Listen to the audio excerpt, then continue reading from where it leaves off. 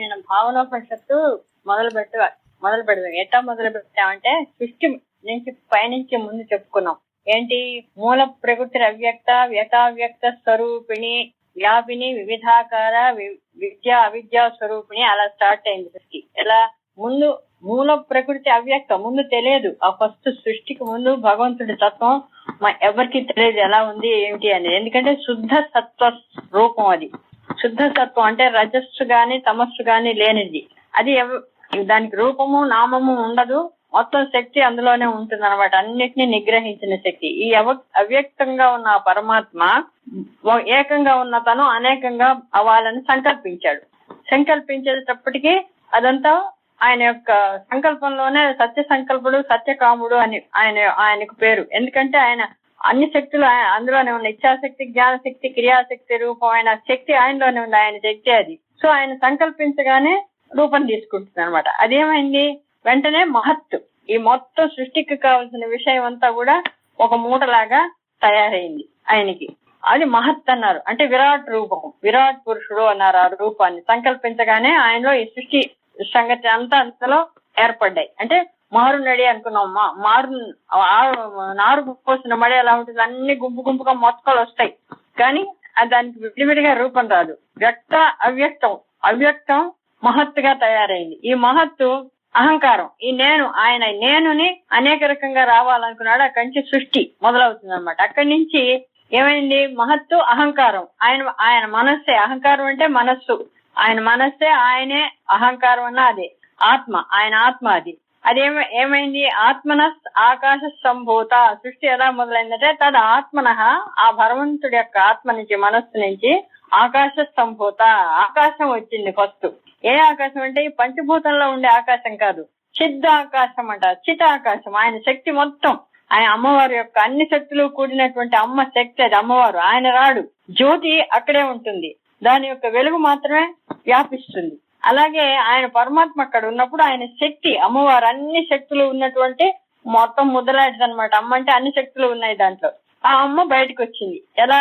చిదాకాశం. అన్ని శక్తులు ఉన్నాయన్నమాట. అమ్మవారే మొత్తం బయటకు వచ్చింది. ఇది చిదాకాశం. ఆ అవ్యక్తం, మహత్, అహంకారం. ఆయన యొక్క అహంకారం ఇలా వచ్చింది. ఈ చిదాకాశంలో నుంచే ఆ ఆత్మ నుంచి ఆకాశ సంభూత, అక్కడి నుంచి భూతాకాశం వచ్చింది. ఆకాశాత్ వాయు, దాంట్లో నుంచి వాయువు వచ్చింది. వాయువు అగ్ని, దాంట్లోంచి అగ్ని వచ్చింది. అగ్నిలోంచి వాయువు నీరు వచ్చింది. నీరులోంచి భూమి వచ్చింది. ఎట్లా ఇది మన అక్కడ మొత్తం విశ్వంలో కూడా అలాగే వ్యాపించింది. ఈ వ్యాపించింది మొత్తం ఆవిడే, ఒక్క రూపమే. అదే చెప్పారు స్వామి. ఆ భగవత్పాదులు ఏం చెప్పారు? మనస్త్వం వ్యోమస్త్వం. వ్యోమం అంటే ఆకాశం. మనస్త్వం వ్యోమస్త్వం. మరుత్ అంటే ఆకాశం. మరుదసి అంటే మరుతుని సహాయంగా ఉన్న అగ్ని. ఆపహ నీరు. భూమి కూడా నువ్వే. భూమిత్వం నువ్వే. త్వమేవ స్వాత్మానం పరిణమయితం విశ్వవపుష. నువ్వే నీ నిష్టంగా మొత్తంగా వ్యాపించావు అని. ఇట్లాగే వచ్చింది మొత్తం ఆమెలో నుంచి విశ్వంలో. ఈ విధంగా వచ్చి భూమిలో నుంచి ఓషధులు అంటే పంటలు, ఓషధుల్లోంచి అన్నం, అన్నంలో నుంచి జీవులు. ఇలా సృష్టి క్రమం జరిగింది. ఈ మొత్తం వ్యాపించింది ఆ అమ్మవారి శక్తే, వేరేది కాదు. ఈ భూమి దాకా మన శరీరంలో కూడా ఈ పైన ఆకాశం, సహస్రాల నుంచి కిందకి వచ్చి సృష్టి ఆకాశం అంటే విశుద్ధి. పైనుంచి ఇక్కడ ఆజ్ఞా చక్రం వరకు ఆ చంద్రమండలం, అది ఆ దివ్య భూమికి అన్నమాట. అది పైది మనకు అర్థం కాని అవ్యక్త మహదహంకారంలో ఉండేటువంటి ప్లేస్. అహంకారం అనేది మనస్సు, మనస్థానమే ఆజ్ఞాచక్రం. అక్కడి నుంచి ఆత్మ నుంచి ఆకాశ సంభూత విశుద్ధ చక్రం వచ్చింది. అది ఆకాశ తత్వం. అక్కడి నుంచి అనాహతం వాయుతత్వం. మణిపూరం అది అగ్నితత్వం. తర్వాత జలం స్వాధిష్టానం. తర్వాత మూలాధారం మూలాధారే. మూలాధారం మహి అంటే భూమి. ఇక్కడి వరకు సృష్టి ఇలా వచ్చింది మన శరీరంలో కూడా. ఆ శక్తి ఇలాగే వచ్చింది లోపలికి. అది ఎలా? సహస్రాల నుంచి మూలాధారం దాకా వచ్చినది ఏమిటి? సుషుమ్నా నాడి. అలా వచ్చింది మన లోపలికి కూడా ప్రవేశించి మూలాధారంలో ఉండిపోయింది. ఇక్కడ భూమి కదా, భూమిలో సృష్టి భూమితో ఆగింది. ఇక్కడే జరుగుతోంది మొత్తం. కాబట్టి ఇక్కడి నుంచి మనం ఆమెను చేరుకోవాలంటే ఇక్కడి నుంచి పైకి వెళ్ళాలి. భావనోపనిషత్తు ఇక్కడి నుంచి చెప్తోంది అనమాట. ఏమైంది? ఇక్కడ భూమిలో మనం అందరం ఉన్నాం. ఇదేమిటి? ఆత్మానం అఖండ మండలాకారం ఆవృత్య సకల బ్రహ్మాండ మండలం స్వప్రకాశం ధ్యాయేత్. అంటే నాలో ఉన్న నేనే ఈ మొత్తం నిండి ఉన్నది కూడా నేనేను అనే కదా అర్థం. అక్కడ అఖండ మండలాకారం మొత్తం బ్రహ్మాండంలో నిండి ఉన్న చైతన్యం కూడా నా చైతన్యమే అని. ఇప్పుడు అది అలా వచ్చిందే కాబట్టి అది సత్యం. కానీ ఎలా చెప్పుకోవాలి? ఇప్పుడు పత్తి కాయ ఉంది, దానిలో నుంచి పత్తి వచ్చింది. ఈ పత్తి ఏకులుగా తయారై నూలు తీశారు, అందులోంచి నూలు వచ్చింది, నూలు కండే నూలుని ఏం చేశారు? వస్త్రంగా తయారు చేశారు. ఈ పత్తికాయ వచ్చి ఈ వస్త్రం నేనే, ఈ మొత్తం వస్త్రాన్ని నేనే అని అది చెప్పినట్టు అనమాట. ఇప్పుడు మనం చెప్పడం కరెక్ట్, అదే కదా ఉన్నది. ఈ పత్తిలో నుంచే నూలు వచ్చింది, నూలు నుంచి వస్త్రం తయారైంది. అలాగే దాంట్లో నుంచే ఇవన్నీ వచ్చాయి అనమాట. ఈ మొత్తం ఇక్కడికి వచ్చింది అదే. కాబట్టి నాలో ఉన్న ఇదే అది. ఈ విషయం మనకి ఎలా తెలిసింది? శ్రీ గురువు కారణభూతాశక్తి, సర్వకారణభూతాశక్తి శ్రీ గురువే. ఎందుకంటే గురువుల వల్ల ఇదంతా మనకి ఈ వేదంలో ఉన్న ఈ పద్ధతినంతా మనకి చెప్పి మన దాకా తీసుకొచ్చారు. కాబట్టి ఆ గురువుల దయ వల్ల ఇది మనకి తెలిసింది. కాబట్టి ఈ మాట మనం చెప్పగలుగుతున్నాం అన్నమాట. అది. సో ఈ భూమి ఎక్కడుంది? నీటిలో నుంచి కదా. చుట్టూ నీరుంది, మధ్యలో భూమి ఉంది, చుట్టూ సముద్రం అన్నమాట. పురుషార్థ సాగరాహ, ముందు సాగరంలోంచి భూమిలోకి రావాలి కదా. చుట్టూ ఉన్న నీళ్లు సముద్రం అంతా కూడా ఆ సాగరాలు ఉన్నట్టుగా మనకు పురుషార్థాలు, ధర్మ అర్థ కామ మోక్షములనే పురుషార్థములు సాగరం అంత గంభీరంగా ఉన్నాయి. ఇది ధర్మాన్ని ఫుల్గా పాటించాలన్నా సముద్రాన్ని దాటినంత కష్టమే ఈ పురుషార్థాలు సాధించటం. సో ఆ విధంగా మన చుట్టూ ఉన్న పురుషార్థాలే మనకి సాగరాలు లాంటివి అనమాట. దాంతో పోలికలు చెప్తున్నారు అక్కడ. ఇది కూడా విశ్వము మనము ఎలా ఒకటిగా ఉన్నామని. దేహో నవరత్న ద్వీప, ఈ సాగరాల్లో ఉన్నట్టుగా ఈ దేహం ఉంది అన్నమాట. నవరత్న ద్వీపం లాగా మున్నీళ్లలో ఉన్న ద్వీపం భూమి. అలాగే ఈ పురుషార్థాల మధ్య మనం ఉన్నాం అన్నమాట. ఇది అక్కడ శ్రీచక్రంతో మళ్ళీ చెప్తున్నారు. నవచక్ర రూపం శ్రీచక్రం. ఇది విశ్వం గురించి. శ్రీచక్రం ఏమిటి? నవచక్రాలు ఉన్నాయి దాంట్లో. ఏంటి? త్రైలోక్య మోహన చక్రం, సర్వాస పరిపూరక చక్రం, సర్వ సంక్షోభణ చక్రం, సర్వ సౌభాగ్యదాయక చక్రం, సర్వార్థ సాధక చక్రం, సర్వరోగహర చక్రం, సర్వార్థ సాధక చక్రం, నిగర్భణలు ఎవరు? సర్వరక్షాకర చక్రం, సర్వరోగహర చక్రం, సర్వ సిద్ధిప్రద చక్రం అయిన తర్వాత పైకి వెళ్తాం. ఇవి మొత్తం ఈ చక్రాలు వరుసగా ఈ విధంగా నవచక్ర రూపంగా శ్రీచక్రం ఉంది. మన శరీరము నవరంధ్ర రూపాలు. వాటి బదులు మన ఒంట్లో నవరంధ్రాలు ఉన్నాయి. శ్రీచక్రానికి దానికి కూడా పోలిక చెప్తున్నారు. ఇప్పుడు విశ్వానికి దీనికి చెప్పారు. పురుషార్థ సాగరః దేహో నవరత్న ద్వీప, స్వగాది సప్తధాతు రోమ సంయుక్త. మనలో ఉన్న ధాతువులు రోమాలు కలిసి ఇప్పుడు అక్కడ మనకి చెప్పారు ధాతు ప్రాకారాలు చెప్పారు. మణి ద్వీపానికి, ఆ ద్వీపం లాంటిది ఈ ద్వీపం కదా. ఇది నవరత్న ద్వీపం, ఇది నవరంధ్ర చక్రం. ఇది నవరంధ్రాలతో కూడిన, ఈ నవరంధ్రాలతో కూడిన ఇదే ద్వీపం. అక్కడ మణి ద్వీపం. ఆ మణి ద్వీపంలో ఆవరణాలు చెప్తూ వెళ్ళారు. ముందు ఏం చెప్పారు? ధాతు ప్రాకారాలు వచ్చాయి. ముందు కాలం పైనుంచి వస్తుంది, కాలం ఇక్కడ కాదు, మొదట్లోనే ఉంది. అది మళ్ళీ చెప్పుకున్నాం, ఇప్పుడు చెప్తే అర్థం కాదు. అక్కడ ఏమైంది? ముందు ధాతువులు ఏంటివి? ముందు ఇనుపది, తర్వాత కంచుది, తర్వాత రాగిది, తర్వాత సీసంది, తర్వాత ఇత్తడిది, తర్వాత పంచలోహంది, తర్వాత వెండిది, తర్వాత బంగారుది. ఈ 8 ఉన్నాయి అక్కడ ధాతు ప్రాకారాలు. మనం చెప్పుకున్నాం వర్ణంలో. ఈ 8కి మన ఒంట్లో సప్త ధాతువులు. ఇప్పుడు ఏంటి? చర్మము, రక్తము, మాంసము, మేర, ఎముకలు, మజ్జ, శుక్రము, ఇవి 7 ఉన్నాయి. ఈ 7 కాకుండా రోమ కూపానికి సంబంధించిన శక్తి కూడా ఈ 8వదిగా పెట్టుకుని ఆ ధాతు ప్రాకారాలకి ఇవి పోల్చుకోమన్నారు. స్వగాది సప్తధాతు రోమ సంయుక్త. ఇవి వాటి బదులు ఇవన్నమాట. సంకల్ప కల్పతర్వ తేజ కల్పకోద్యానం. ఇప్పుడు కల్ప వృక్షాల గురించి కూడా చెప్పారు దాంట్లో. ముందు 5 రకాల కల్పాలు. కల్పకం, సంతానం, కల్పక వాటిక, సంతాన వాటిక, హరిచందన వాటిక, మందార వాటిక, పారిజాత వాటిక అని కల్పతరువుల గురించి చెప్పారు. వీటి బదులు అవి కల్పతరువులు అంటే కల్పించుకుని వాటిని అనుభవించడం అనేది. సో ఆ కల్పతరువులు ఇచ్చినట్టుగానే మనకు ఉన్న ఆలోచనలు ఇవే మనకు ఆనందాలు ఇస్తూ ఉంటాయి. కాబట్టి మనకు ఉన్నది ఏంటంటే సంకల్పాలే మనకు కల్పతరువులు లాంటివి. ఇక సంకల్పాలు ఎక్కడ వస్తాయి? మనస్సు. కల్పకోద్యానం ఏమిటి? తేజస్సు అంటే మనలో ఉన్న మనస్సు శక్తి. అది కల్పక ఉద్యానం లాగా ఈ ఆలోచన సంకల్ప వికల్పాలు అనేటువంటి కల్పతరువులు దాంట్లో వస్తున్నాయి. ఈ మనస్సు అనే దాంట్లో. అక్కడ కల్పతరువులు అక్కడ ఉన్నాయి. రసనయా భావ్యమాన అక్కడ కల్పతరువులకి తర్వాత ఋతువులు చెప్పారు. అక్కడ నెక్స్ట్ ఇవన్నీ వృక్షాల గురించి వనాల గురించి చెప్పారు కాబట్టి ఋతువుల గురించి చెప్పారు. 6 ఋతువులు: వసంత ఋతువు, గ్రీష్మ ఋతువు, వర్ష ఋతువు, శరద్ ఋతువు, హేమంత ఋతువు, శిశిర ఋతువు 6 చెప్పారు. మన ఒంట్లో కూడా రసనయ భావ్యమాన మధుర ఆమ్ల తిక్త కటు కషాయ లవణ రస ఈ 6 రుచుల దేవతలే అక్కడ ఋతువుల్లాగా అనుభవం అన్నమాట. ఆ అనుభవం అలాంటి అనుభవం ఇక్కడ ఉంది కాబట్టి అక్కడున్న 6 ఋతువులకి మన ఒంట్లో ఉన్న రుచి శక్తులను గురించి చెప్పారు. అలా పోల్చుకుని వెళ్ళాలి పైకి మనం. జ్ఞానం అర్ఘ్యం జ్ఞేయం హవి జ్ఞాత హోత జ్ఞాతృజ్ఞాన జ్ఞానం అభేద భావనం శ్రీచక్ర పూజనం. ఇప్పుడు ఆ శ్రీచక్రంలో అమ్మవారి దాకా వెళ్ళడానికి ఆవరణలు పూజించుకుంటూ వెళ్ళేటప్పుడు ఏం చేస్తామంటే ధ్యానం చేస్తాం ఆమెను గురించి. ఈ మనం చేస్తున్న మనం ధ్యాతలం. జ్ఞేయం అమ్మవారిని కనుక్కోవటం. ఈ 3గా ఉంటుంది. ముందు నేను అమ్మవారిని తెలుసుకుంటున్నాను అనే రకం. తెలుసుకోబడేది జ్ఞానమే, తెలుసుకుంటున్నది జ్ఞానంతోనే. ఈ తెలుసుకునేది వస్తువు కూడా జ్ఞానమే. కాబట్టి ఈ 3 ఒకటైనా అర్థం దాకా మనం ధ్యానం చేస్తూ పోతే అర్థం అవుతుంది. ధ్యానంలో కూర్చున్నప్పుడు ఏమవుతుందంటే ముందు అక్కడ అమ్మవారు ఉన్నట్టు మనం విడిగా ఉన్నట్టు ధ్యానం చేస్తున్నట్టు 3గా ఉంటాం. కానీ అలా ఆలోచిస్తూ దాంట్లోనే అమ్మని గురించి ఆలోచిస్తూ పోతే నేను ధ్యానం చేస్తున్నాను అనే మర్చిపోతాం అనమాట. ధ్యానం మాత్రమే మిగులుతుంది, అమ్మవారే కనపడుతుంటుంది. ఆ విధంగా చేయడానికి శ్రీచక్ర చేస్తారు. ముందు ఆవరణలన్నీ పూజ చేసుకుంటే అక్కడికి పోయి ఆఖరికి ఏమంటారు, అమ్మ దాకా వెళ్లేసరికి ఇవన్నీ పోతాయి అన్నమాట ఆవరణలు.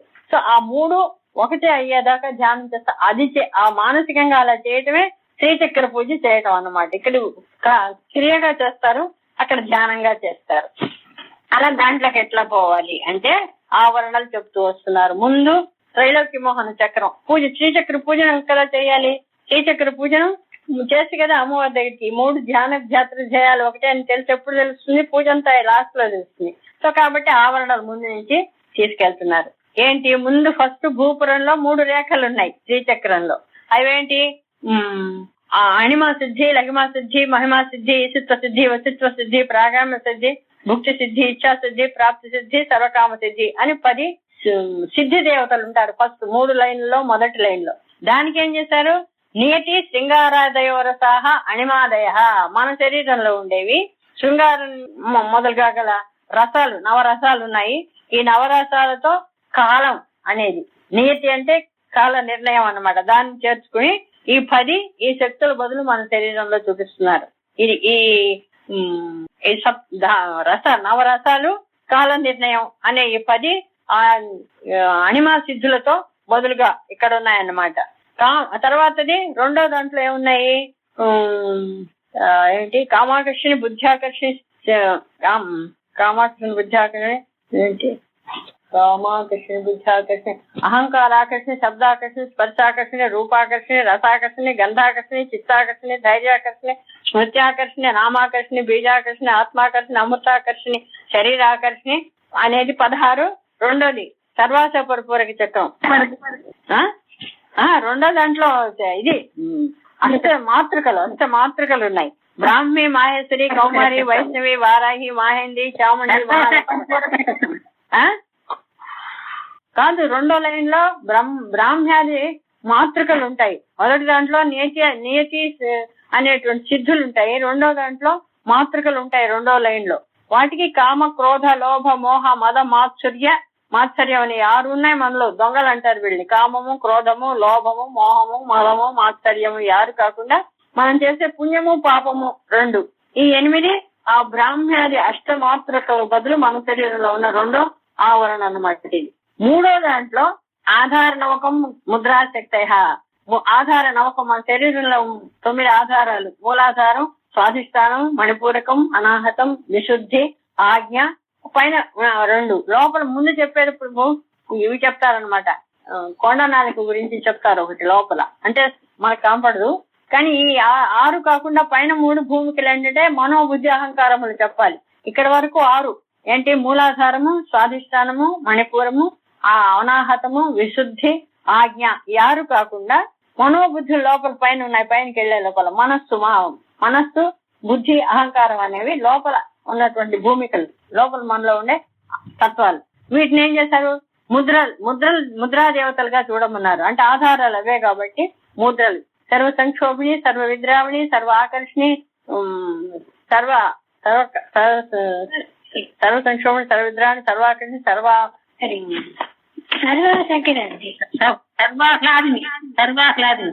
సర్వాహ్లాదిని కాదు ఇక్కడ, ముద్రాశక్తులు కాదు అవి. అవి 14లో వచ్చేది సర్వ ఆహ్లాది. సర్వ సంక్షోభి, సర్వ విద్రాణి, సర్వాకర్షి, సర్వ వశంకరి, సర్వోన్మాదిని, సర్వ మహాంకుశ, సర్వకేచరి, సర్వ బీజే, సర్వయోనే, సర్వ త్రికండే. ఇవి 10.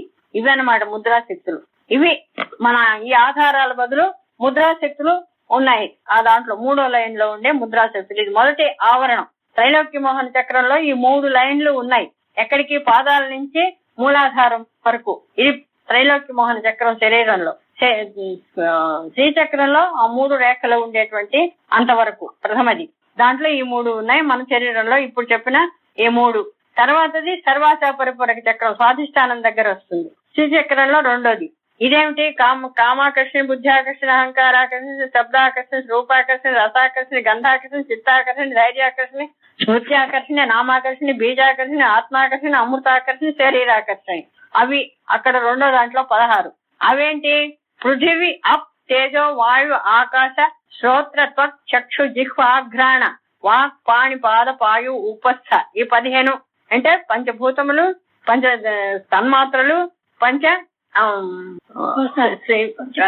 ఇవి ఆకర్షణలు. ఇవి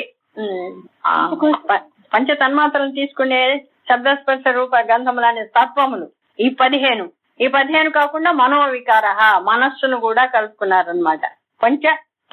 పంచభూతాలు, పంచ ఇంద్రియాలు, అవి తీసుకునే ఇంద్రియాలు.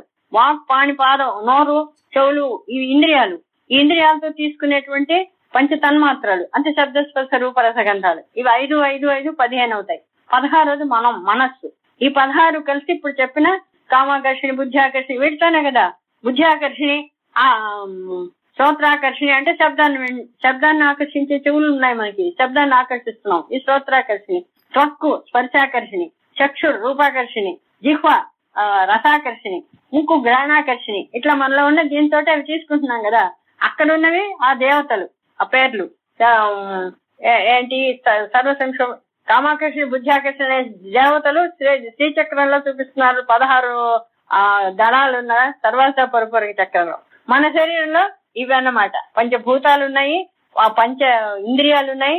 ఈ ఇంద్రియాలతో 5 వీటిని ఆకర్షించే శక్తులు ఉన్నాయి. ఇవన్నీ కాకుండా మనసు, ఈ 16 మనలో ఉన్నాయి. దానికి అది సర్వాస పరిపూరక చక్రం. సరే, అదైన తర్వాత 3వది సర్వ సంక్షోభణ చక్రం.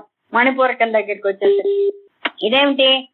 మణిపూరక చక్రంలో ఏమున్నాయి? వచన, ఆదాన, గమన, విసర్గ, ఆనంద, హానోపాదాన, ఉపేక్షాఖ్య బుద్ధయో అనంగ కుసుమ జ్యేష్ఠవు. అనంగ కుసుమ, అనంగ మేకల, అనంగ మదన, అనంగ మదనాత్ర, అనంగ రేఖ, అనంగ వేగిని, అనంగాంకుశ, అనంగ మాలిని అనే 8 ఉన్నారు ఇక్కడ. సర్వ సంక్షోభణ చక్రం 8 దళాలున్న పద్మం శ్రీచక్రంలో 3వది సర్వ సంక్షోభణ చక్రం. మనకి మణిపూరకం. వీటికి మనలో ఏమున్నాయి? వచన, ఆదాన, గమన, విసర్గ, ఆనంద, హాన, ఉపాదాన, బుద్ధి. ఇవి అన్నమాట. వచనం అదే దూరంలో ఇచ్చారు. ఏంటి? ఇవ్వడం, తీసుకోవడం, ఈ కార్యక్రమం అన్నమాట. ఈ కర్మలు చెప్తాను వరుసగా. వచనం అంటే తీసుకోవడం, నడవటం, వదనం.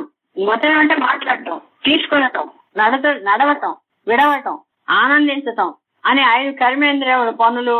త్యాగము, గ్రహణము, ఉపేక్ష అనే బుద్ధి యొక్క పనులు. ఇవన్నీ కలిసి ఇవన్నమాట.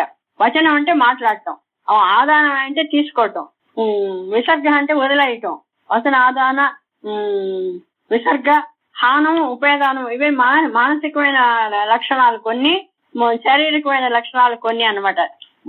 వచనం మాట్లాడటం, తీసుకోవటం, విడవటం, నడవటం, ఆనందించటం అనే 5 కర్మేంద్రియ పనులు.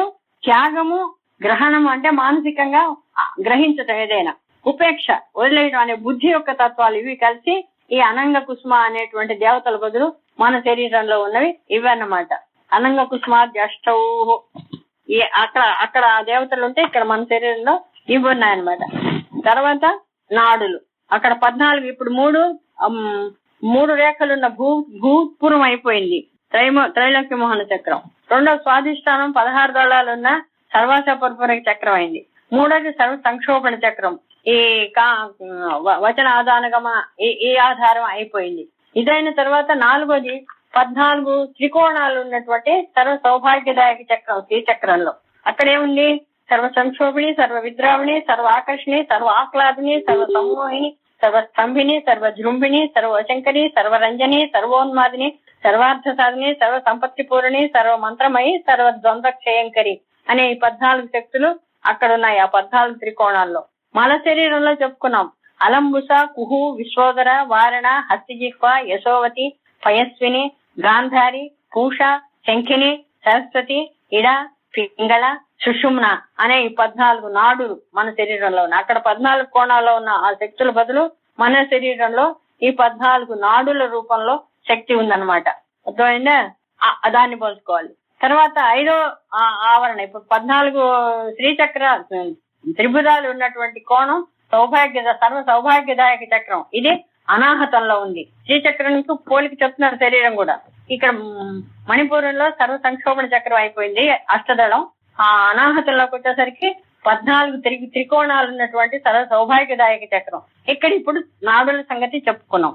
ఇదైన తర్వాత విశుద్ధ చక్రం. ఇది విశుద్ధలో బహిర్దశారం అన్నారు. దాంట్లో శ్రీచక్రంలో బహిర్దశార చక్రం. ఆ చక్రానికి ఏం పేరు? సర్వార్థ సాధక చక్రం పేరు. దాంట్లో 10 త్రికోణాలు ఉంటాయి. అది ఇక్కడ మనకి విశుద్ధ చక్రంలో ఉంది ఆ స్థానం. దాంట్లో ఏం చెప్పారు? సర్వ సిద్ధిప్రద, సర్వ సంపత్ప్రద, సర్వ ప్రియంకరి, సర్వ మంగళకారిణి, సర్వ కామప్రద, సర్వ దుఃఖ విమోచిని, సర్వ మృత్యు ప్రసవని, సర్వ విఘ్న నివారిణి, సర్వాంగ సుందరి, సర్వ సౌభాగ్యజన్ని, సర్వార్థ సాధక. ఈ సౌభాగ్యాన్ని ఈ 10 మంది ఈ సర్వార్థ సాధక చక్రంలో ఉంటారు. ఈ శక్తులు ఎక్కడ? శ్రీచక్రంలో. మన శరీరంలో ప్రాణ, అపాన, వ్యాన, ఉదాన, సమాన, నాగ, కూర్మ, క్రికర, దేవదత్తయ, ధనంజయ అనేటువంటి 10 ప్రాణవాయువులు, ఉప ప్రాణవాయువులు, ఉపవాయువులు, ఈ 10 వాయువుల రూపంలో మనకి ఈ చక్రం చెప్తుందన్నమాట. మనలో ఉన్న ఇవి ప్రాణములు, ఉప ప్రాణములు కలిసి ఈ 10 విశుద్ధ చక్రం దగ్గర ఉన్న సర్వార్థ సాధక చక్రం. అందుకే గొంతు పిసికితే ప్రాణం పోతుంది, ప్రాణాలు ఉండేది కదా, అందుకే ప్రాణశక్తులు ఉండే సర్వార్థ సాధక చక్రం ఇది. అదైన తర్వాత ఆజ్ఞా చక్రం. మన శరీరంలో ఇది సర్వరక్షాకర చక్రం. అక్కడ శ్రీచక్రంలో అది 10 కోణాలు ఉన్న చక్రం. దాన్ని ఏమంటారు? సర్వరక్షాకర చక్రం అంటారు పేరు. దాంట్లో 10 త్రికోణాల చక్రం. ఇక్కడ ఏమున్నాయి? సర్వజ్ఞ, సర్వశక్తి, సర్వ ఐశ్వర్యప్రద, సర్వ జ్ఞానమయి, సర్వ వ్యాధి వినాశిని, సర్వాధార స్వరూప, సర్వ పాపార, సర్వానందమయి, సర్వ రక్షా స్వరూపిణి, సర్వ ఈప్సిత ఫలప్రద. ఈ 10 అక్కడ శక్తులు ఆ శ్రీచక్రంలో ఉన్న సర్వ రక్షాకర చక్రంలో. మన శరీరంలో ఉన్న ఆజ్ఞా చక్రం ఆ చక్రం వస్తుంది. ఇక్కడ ఈ 10 అంతర్దశారం అంటారు. ఇది లోపల ఉన్న 10 కోణాలది. దీంట్లో ఏమున్నాయి? ఈ ప్రాణాలే లోపల పనిచేసే శక్తులు విడిగా మారి చేసే దాని గురించి చెప్తున్నారు. ఈ ప్రాణ, అపాన, వ్యాన, ఉదాన, సమాన, నాగుకు ఈ వాయువులన్నీ కూడా ప్రాణవాయువుతో చేరి 5 రకాలుగా ఏతద్ వాయు సంసర్గ ఉపాధి భేదేన రేచక, పాచక, శోషక, దాహక, ప్లావక అని ప్రాణవాయువుతో తయారైన ఒక 5. తర్వాత క్షారక, ఉద్గార, క్షోభకో, జృంభకో, మోహక అనేటువంటి నాగ ప్రాధాన్యం. అంటే నాగవాయువులో తయారైన ఈ 4 తోటి తయారైన జీర్ణ శక్తిని అన్నిటినీ రసాన్నంతా అన్నిటికీ పంపించే శక్తులుగా ఈ 10 ఏర్పడతాయి. ఇది సర్వరక్షాకర చక్రం. దానివల్లే మనం రక్షింపబడుతున్నాం కదా.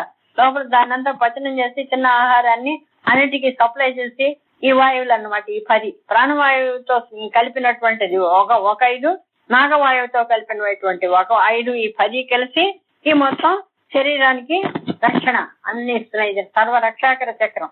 ఈ సర్వరక్షాకర చక్రంలో ఇవన్నీ కూడా ఈ విధంగా చేస్తున్నాయి. మన శరీరంలో ఇవన్నమాట. ఏంటి? ప్రాణవాయువుతో కలిగిన 5 ఏంటంటే రేచక, పాచక, శోషక, దాహక, ప్లావక అని ఒక 5, క్షారక, ఉద్గారక, క్షోభకో, జృంభకో, మోహక అనే 5. ఈ 5 అనమాట. దాంతో 5, దీంతో 5 కలిసి ఈ 10 సర్వరక్షాకర చక్రం. మన దాంట్లో ఉన్నాయి. సర్వరక్షాకర చక్రం ఆజ్ఞా చక్రంలో ఉంది. తర్వాత పైదేంటి? ఈ 10 అయిన తర్వాత అష్ట త్రికోణ చక్రం ఉంది పైన. అక్కడ శ్రీచక్రంలో ఏమున్నాయి? వసిన్యాది దేవతలు ఉంటారు కదా, సర్వరక్ష నిగర్భయోగిని, వసిని, కామేశ్వరి, మోదిని, విమలే, అరుణ, జయిని, సర్వేశ్వరి, కౌలిని అనే 8 మంది దేవతలు ఈ అష్ట త్రికోణ చక్రంలో ఉంటాయన్నమాట. అది శ్రీచక్రంలో. మన శరీరంలో శీత ఉష్ణ సుఖ దుఃఖ ఇచ్చ సత్వ రజస్తమో ఈ 8. శీతలం అంటే చలి, వేడి, సుఖము, దుఃఖము, ఇచ్చ, అండ్ తర్వాత సత్వ రజస్తము అనే గుణాలు ఈ 8 కలిసి మన శరీరంలో ఉండే ఈ వసిన్యాధిపతులు. మనకి ఇక్కడ ఉన్న అష్టచక్రం ఏంటి?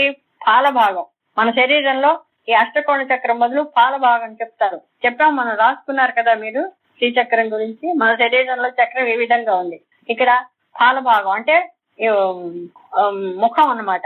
పైన ఆజ్ఞా చక్రం నుంచి ఈ జుట్టు వరకు ఉండే ఇది పాలభాగం. ఇది ఈ అష్ట త్రికోణ చక్రం. ఇక్కడ ఇవి ఉన్నాయన్నమాట. ఏవి?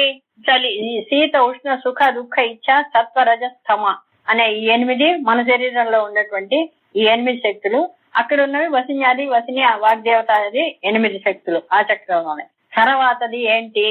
ఇవి అయిన తర్వాత 8 అయిన తర్వాత వచ్చేది త్రికోణ చక్రం. అక్కడ పోయే లోపల ఇక్కడ మనస్తత్వం ఇవన్నీ చెప్తున్నారు అనమాట. శబ్దాది అమ్మవారి రూపంలోకి ఇక్కడ దాకా వచ్చేసరికి ఆవిడ యొక్క చేతిలో ఉన్న ఆయుధాలు ఇక్కడికి త్రికోణం దగ్గరికి వచ్చేసరికి పైన కూడా ఆయుధ శక్తులు, అమ్మవారి ఆయుధ శక్తులు, ఆవిడ యొక్క ఈ శరీర శక్తులు అవి చెప్తారు అక్కడ. ఆవిడ యొక్క శక్తులు ఈ త్రికోణంలో ఉండేవి చెప్తున్నారు. శ్రీచక్ర పూజలో ఏం చేస్తారంటే ఆవిడ యొక్క ఆయుధ శక్తుల గురించి చెప్తారు. ధనుర్బాణ, పాశ, అంకుశములు వాటిని గురించి. అందుకని ఇక్కడ మన అమ్మవారి చేతిలో మనకు కనిపించేవి చెప్తున్నారు. శబ్దాది తన్మాత్రాహ పంచపుష్ప బాణాహ. ఆయుధ శక్తులే ఈవిడ రూపంలో చూపిస్తూ మన శరీరంలో చెప్తున్నారు. శబ్దాది తన్మాత్రాహ, శబ్దస్పర్శ రూప రస గంధ అనేటువంటి 5 ఈ అమ్మవారి చేతిలో ఉండే పుష్ప బాణాలు ఈ రూపంలో ఉన్నాయి. మనలో ఇవి ఉన్నాయని చెప్పుకున్నాం కాబట్టి ఇక్కడ చెప్తున్నారు. 5 పుష్ప బాణాలు ఉన్నాయి చేతిలో. ఇవన్నమాట మనలో ఉన్న పంచ తన్మాత్రలే ఆవిడ బాణాలుగా పట్టుకుంది.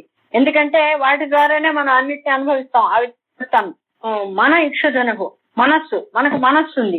ఈ మనస్సు ఈ అమ్మవారి చేతిలో చెరుకు విల్లుంది. తర్వాత రాగ పాశ, క్రోధో అంకుశ. పాశం ఉంది అమ్మవారి చేతిలో. పాశము అంకుశము ఉన్నాయి కదా. ఆ పాశం ఏమిటి? రాగం. మనలో ఉండే రాగం ఆ పాశ రూపంలో ఉంది. ద్వేషం అనేది అంకుశ రూపంలో ఉంది. అది ఏంటి? ఇవన్నీ కూడా ఆ త్రికోణంలో చెప్తారు. అమ్మవారి యొక్క ఆయుధ శక్తులు అక్కడ ఉన్నాయని. మనలో ఇవి ఉన్నాయన్నమాట. మనలో ఏమున్నాయి? మనస్సు ద్వారా ఈ పంచ తన్మాత్రలను, మనస్సు అనే ఈ ధనుస్సును బట్టి ఇప్పుడు పంచ తన్మాత్రలు ఉన్నాయి, మనస్సు ఉంది. కానీ ఈ మనకు ఆకర్షణ ఉంది. కానీ మనస్సు దాంట్లో సంధించకపోతే మనకి చెవితో వింటాం శబ్దం, కానీ అదేదో మనం తీసుకోం లోపల. ఏంటి ఏం చెప్పారు నేను వెళ్ళా అంటాం. ఏదో ఒకటి ఎదురుకుండా కనిపించినా మనం ఎక్కడో ఉండదు చూడం.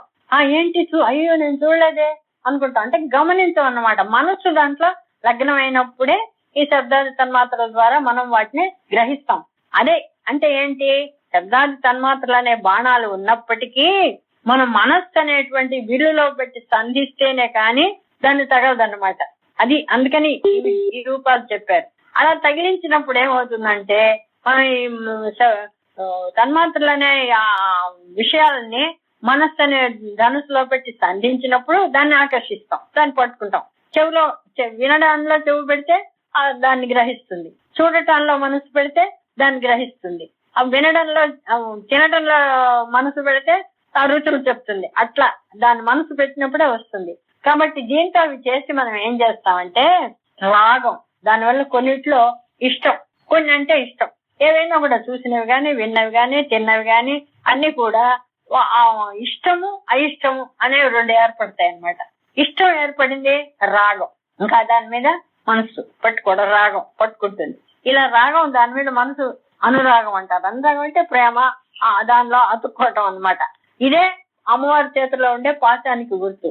మనలో ఈ రాగం అనేది ఇది ఈ తన్మాత్రలతో పట్టుకుని దాని మీద ఇష్టము అయిష్టము అనేటివి ఏర్పరచుకునేవే ఈ పాశ అంకుశములు. మనకి అంకుశం ద్వేషం లాంటి పొడుస్తూనే ఉంటుంది అన్నమాట. ఎవరితో ద్వేషం ఉంటే వాళ్ళు చూసినప్పుడల్లా, వాళ్ళ గురించి విన్నప్పుడల్లా బాధపడుతూ ఉంటారు కదా. సో అదనమాట ఆ రాగ ద్వేషములే ఈ పాశము అంకుశము. అమ్మవారికి ఆయుధ శక్తులు ఉన్నాయి, ఆమెకు లేవు ఇవి. మనలో ఉన్నాయి. అందుకనే మనలో ఉన్నవి అమ్మవారికి చేతులు ఆయుధాలుగా పెట్టి అమ్మ అంతా నీదే అని నువ్వే నడిపించు తల్లి నాకేమీ తెలియదు అంటే ఇవన్నీ ఆవిడ దగ్గర ఆవిడ చేతిలో పెట్టుకుంటే ఆవిడ అధీనంలో ఉంటుంది. మనకి చేతిలో పెట్టుకోలేదు, మన లోపలే ఉన్నాయి కాబట్టి వాటికి మనం అధీనం అయిపోతున్నాం అన్నమాట. అలా కాకుండా ఈ ఆయుధాలన్నీ అమ్మ నీ చేతిలో అమ్మవారి చేతిలో పెట్టేస్తే చేతిలో ఉంటే అధికారం ఆవిడ వాటిని అలా పోనివ్వకుండా జాగ్రత్త చేసి మనల్ని కాపాడుతుంది అనమాట. అందుకని ఆవిడ చేతిలో ఈ విధంగా చూపించారు. సో అది శబ్దాది తన్మాత్ర పంచ పుష్పబాణ మన యక్షధను రాగ పాశ క్రోధో అంకుశ అట్లా.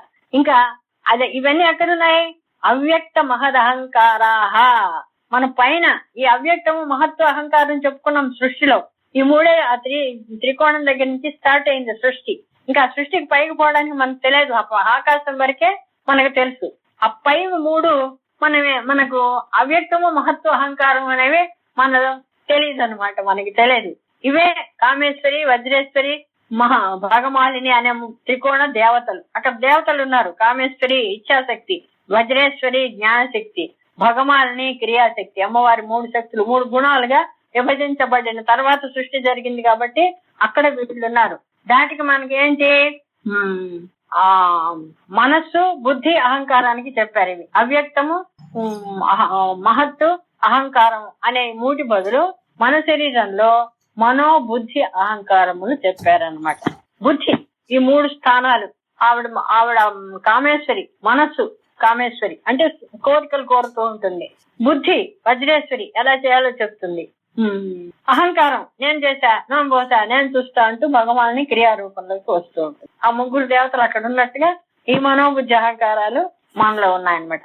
అవ్యక్త మహదహంకారా కామేశ్వరి, వజ్రేశ్వరి, భగమాల్యం అంతఃస్త్రీకోణగా దేవత అక్కడ. ఈ 5 పంచభూతాలతోటి ప్రపంచం అంతా అయిన తర్వాత మూడు చెప్పాలి కదా, పై మూడు, ఆ మూడు మనోబుద్ధి అహంకారాలు మనలో. ఈ మొత్తం సృష్టిలో ఉన్న 8కి బదులు ఈ 8. అదే అష్టమూర్తి రూపం. భగవంతుణ్ణి అష్టమూర్తి రూపంలో కొలుసుకోమన్నారు ఎవరు? శంకరాచార్యులు గారు. భూరంభ అనిలో స్తోత్రం లాస్ట్ దాంట్లో చెప్తారు 8 పంచభూతములు, మనోబుద్ధి అహంకారములు, ఈ మూడు కలిసి 8. ఈ రూపంలో ఉన్నాడు పరమాత్మ, ఎక్కడో ఉన్నాడు అనుకోకు. ఈ రూపంతో ముందు ఆరాధించడం మొదలు పెట్టి చేరుకోమని చెప్తారు. ఈ 8 అన్నమాట. ఈ 8 ఏంటి? ఈ పంచ తన్మాత్రలు, పంచభూతాలతో మనం తన్మాత్రలు అనుభవిస్తున్నాయి. 5 పంచభూతములు, మనోబుద్ధి అహంకారములు, ఈ 3 8 అన్నమాట. ఈ 8 మొత్తం ప్రపంచంలో ఉన్నవి 8. శ్రీచక్రంలో ఉన్నది 8, మన శరీరంలో ఉన్నది 8. మొత్తం ఈ 8 తోటే మొత్తం జరుగుతుంది. ఇవి జరిపించడానికి ఏం 3 శక్తులు ముందు ఈ 3 శక్తులుగా విభజించినప్పుడే 3 ఎట్లా పరిపాలిస్తుంది అక్కడి నుంచి అంటే కాల వ్యవస్థ ఏర్పరిచినప్పుడే సూర్య చంద్ర అగ్నులు 3 శక్తులు. సూర్య చంద్ర అగ్ని 3 శక్తులు తయారు చేసింది అక్కడ. దాంతో మనకి సృష్టిలో కాల వ్యవస్థ వస్తుంది. మొట్టమొదటి కాల వ్యవస్థ ఎలా జరగాలి, సృష్టి అంతా ఎప్పుడు జరగాలి, ఏ విధంగా మారాలి అని సృష్టిలో మొదలు పెట్టినప్పుడు ఈ 3గా పెట్టినప్పుడు ఈ 3 శక్తులను తయారు చేసి కాల వ్యవస్థ ఏర్పరిచింది. మన శరీరంలో కూడా ఈ 3, ఎందుకంటే 3 ఖండాలు మొత్తం విశ్వంలో ఉన్నవి భూర్భువ స్వహ అనేటువంటి 3 స్థానాలు విశ్వంలో. చక్రంలో కూడా మొదటి 2 చక్ర త్రైలోక్య మోహన చక్రం, సర్వాస పర్పరకి చక్రం, అగ్నిఖండం అంటారు. తర్వాతవి సూర్యఖండం. 3 చక్రాలు, 9 చక్రాల్లో 3 అన్నమాట. మొదటి 3 త్రైలోక్య మోహన చక్రం, సర్వాస పర్పరకి చక్రం, సంక్షోభణ చక్రం, ఈ 3 వరకు అగ్నిఖండం. ఆ తర్వాతవి సర్వ సౌభాగ్యదాయక చక్రం, సర్వార్థ సాధక చక్రం, సర్వ రక్షాకర చక్రం, ఈ 3 సూర్యఖండం.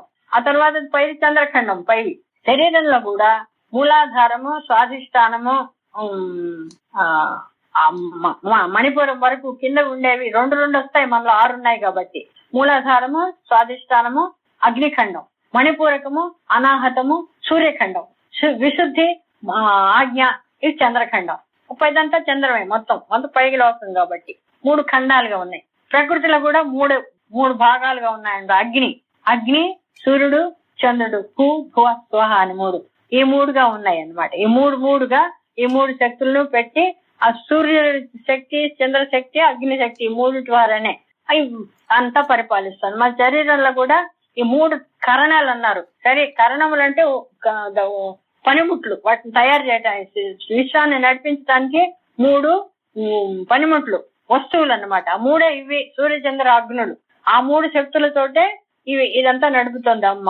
మన శరీరంలో కూడా ఈ 3 శక్తులు ఉన్నాయి. ఏంటంటే అగ్ని, వాక్. మన శరీరంలో 3 కరణములు అన్నారండి, 3 కరణములు. అక్కడ కూడా 3 కరణములు ఈ 3 సూర్యచంద్ర అగ్నులు విశ్వంలో.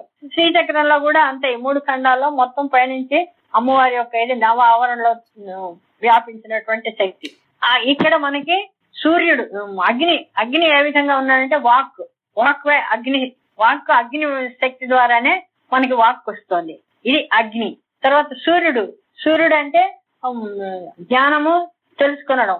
అంటే చంద్రుడు, కళ్ళకి సూర్యుడు అధిష్టాన దేవత కాబట్టి కళ్ళు, శరీరానికి బదులు కళ్ళు. మనోవాక్ కాయములు అన్నారు ఈ 3 కరణములు. మనోవాక్ కాయములు అంటే మనస్సుకి అధిష్టానం చంద్రుడు కాబట్టి చంద్రుడు ఉన్నాడు. వాక్ ఏమో అగ్ని ఉంది. వాక్ తర్వాత శరీరానికి కళ్ళ ద్వారానే కదా శరీరం పనిచేస్తుంది. ఈ 3 కరణాలు మనోవాక్ కాయములు అనే కరణములు మనకి. వీటికి ఆ 3 శక్తులు ఇవి: వాక్, దృష్టి, మనస్సు. ఈ 3 ఇవి సూర్యచంద్ర అగ్నుల యొక్క తత్వములు. ఈ విధంగా మన శరీరంలో ఉన్నాయి. ఈ విధంగా ఇక్కడ అక్కడ ఈ శ్రీచక్రంలో కూడా పనిచేస్తుంది. ఈ విధంగా సమన్వయించుకోవాలన్నమాట. సమన్వయించుకుని కూర్చుని ఆలోచిస్తే మనం కొంతవరకు ఇది అర్థమైన తర్వాత ఏం చేయాలో ఈ ఉపాసనలో ఇదంతా చెప్పారు. ఈ విధంగా భావిస్తూ ఆ అమ్మనే తలుచుకొని ఆ మణిద్వీపం దాకా వెళ్ళడానికి ఆవరణలు ఏమిటి, మనం ఎలా వెళ్ళాలి అనేది చెప్తారనమాట. ఎలా దాటాలి, ఎక్కడెక్కడ ఇది చేసినప్పుడు ఎవరు వస్తారని. వీటన్నిటికీ కారణం ఏమిటంటే ఇది చేరడానికి, ఉపాసన చేయటానికి జ్ఞాన మార్గం, యోగ మార్గము, భక్తి మార్గము చెప్పారు. ఇవన్నీ దాటుకుంటూ అమ్మవారిని చేరాలంటే మార్గాలు చెప్పారు. ఆ మార్గాల గురించి చెప్పుకుని తర్వాత వీటిని సమన్వయించుకుందాం. ఎట్లా చెయ్యాలనేది, ఎలా చేరుకోవాలనేది తర్వాత. ఇప్పుడు ఉన్న విషయాలు ముందు తెలుసుకుంటే ఈ ఉన్నవన్నీ ఇవి కాబట్టి దీన్ని ఎలా భేదించుకుంటూ అక్కడ చేరాలనేది ఉపాసన ఆ వాటి గురించి చెప్పుకున్నప్పుడు తెలుస్తుంది అనమాట, ఎలా చేయాలని. సో ఇప్పుడు ఒక రూపం వచ్చింది కదా, శరీరము, శ్రీచక్రము, విశ్వము 3 ఒకేలా ఉన్నాయి. ఆ మణిద్వీపం అనేది విశ్వంలో పైన ఉంది, అన్ని లోకాలకి పైన. మన శరీరంలో కూడా సహస్రారం అని చెప్తున్నాం, శ్రీచక్రంలో కూడా బిందుస్థానం అని చెప్తున్నాం. వీటికి రూపం పోలికి చెప్పాం, కానీ తర్వాత ఎలా వెళ్ళాలి ఏమిటి అనేది తర్వాత చెప్పుకున్నాం. ఉపాసన ద్వారా, ఉపాసన, భక్తి, 3 మార్గాల ద్వారా దీన్ని పొందడానికి. ఆ 3 మార్గాలు ఏమిటి, ఎలాగా అనేది ఇది అర్థమైన తర్వాత అది చెప్పుకుందాం. జై శ్రీరామ్. ఓం. సరే, మీకు ఏమైనా ఒక అవగాహనకు వస్తుందా? వస్తుందా ఆంటీ? అదే, ఇది మీరు 2 రోజులు ఆలోచించండి. ఇది అర్థమైన తర్వాత మనం మార్గాల గురించి చెప్తాం, లేకపోతే కంటిన్యూ చేయమంటే చేస్తాను. ఇది వీటిలో మీకు ఏ డౌట్స్ వస్తే రేపు అడగండి. ఎవరెవరికి ఏ విషయంలో మీకు అనుమానం ఉంది, అర్థమైందా అనేది రేపు అడగండి. క్వశ్చన్స్ ఏమన్నా ఉంటే అదైన తర్వాత మనం ఉపాసనలోకి వెళ్దాం, మణిద్వీపానికి చేరుకునేది నేర్చుకుందాం. ఓకే, అది సంగతి. ఈ విధంగా భావనోపనిషత్తులో చెప్పిన వాటికి, శ్రీచక్రానికి, బ్రహ్మాండానికి, మన శరీరానికి, బ్రహ్మాండమే పిండాండం. శంకరాచార్య వారు చెప్పింది అదే. బ్రహ్మ సత్యం జగన్మిథ్య, జీవో బ్రహ్మైవ నాపరా.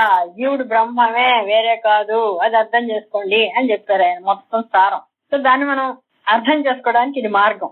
అర్థం చేసుకుని దాన్ని సాధించడానికి, దాన్ని ఎందుకు మనస్సు పెట్టి ఉపాసన చేస్తే అదే మనం అవుతాం. అప్పుడు మనకి పుట్టుక చావు అనేటువంటి సంసార జలగల నుంచి బయటపడతాం.